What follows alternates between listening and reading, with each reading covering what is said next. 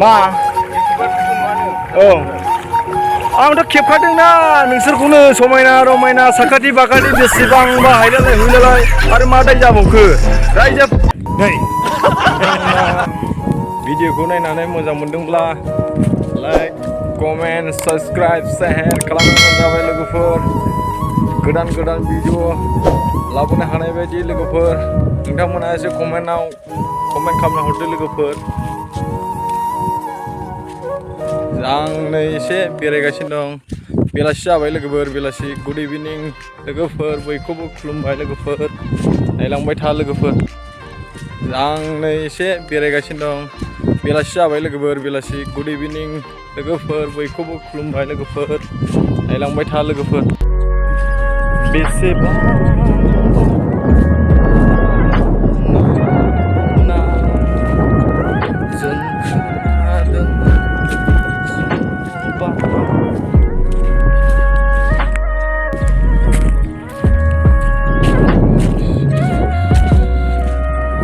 लोगोफोर थांगासिनो दं लोगोफोर थांगासिनो दा नोंथांमोना गोसो होनानै नायलांबाय था जोबजासिम नायलांबाय था लोगोफोर माबायदि थाबायदों नै लोगोफोर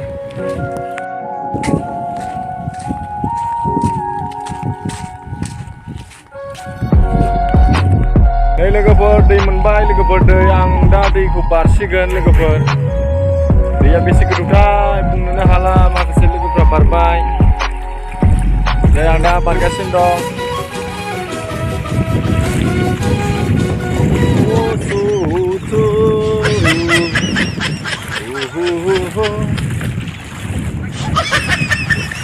बेसेबांबा समायना रमायना बे जोंनि गामिया